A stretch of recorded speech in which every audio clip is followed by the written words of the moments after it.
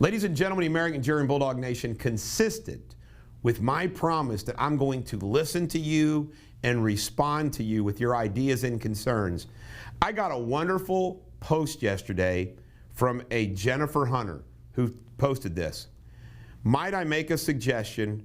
Remind the kids who missed having a graduation, prom, senior trip, and those kids that didn't have a normal year of high school until their senior year because of Andy Bashir.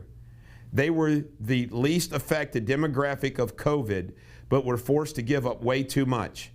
Both of these age groups will be voting in the next election. Great idea.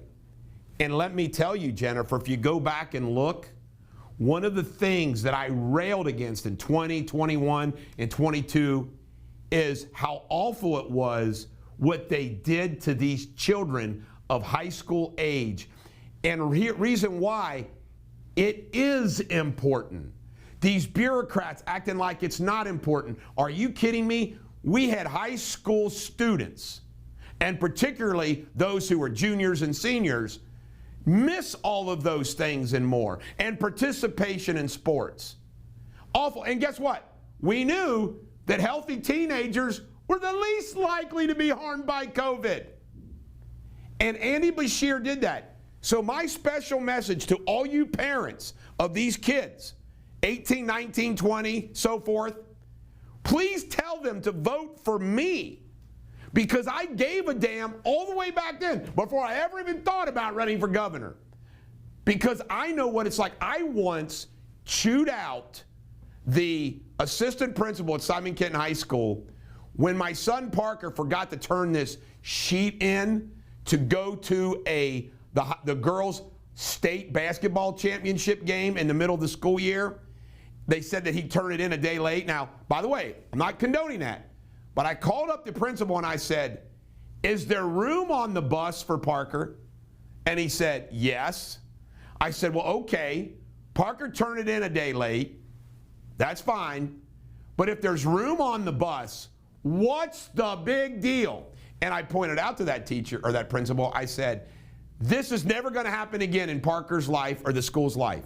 Those kids, girls in the state basketball tournament, opportunity to go, and you're going to cheat him out of that because he turned in a form a day late when there's room on the bus? And you know what? The principal, to his credit, said, you're right. He's on the bus. I mean, it's just common sense. You know what? I got the biggest heart for people, and I have a huge heart for children and teenagers and young people and kids. I mean, I was a great parent of kids growing up in school. I mean, I was supportive, I protected. I mean, all my kids' friends loved me. By the way, not because we partied in my house. No. Because I just got it. It's a special time for kids going through high school. So if you're 18, by the way, not to mention the fact they should vote for me because of my positions on all those other issues. But will you, by the way, and all those that are in high school now that can vote, you're parents of these kids. I'll be the #1 fighter for you and your teenagers. Not getting locked down in high school again. Not getting cheated out of all those special memories. As I joked, but I'm being serious, anything but the bubonic plague. By the way, the bubonic plague was something like, you get it, you're dead. You know, that's not the bubonic. COVID's not the bubonic plague. So I want to thank Jennifer Hunter for bringing this to my attention. And please, if you're a parent of these teenagers, none of these other candidates are going to fight for you like me. And just like Jennifer Hunter, you'll be able to send me a text message and say, hey, Eric, this is going on in my high school right now. I want to make you aware of it. You'll have the power of the governor's office to shed a light on it. And if there's something I can do directly, I'll do it. See how this is going to work when I'm governor? This is the bulldog. Every dog has their day. I want the teenager vote.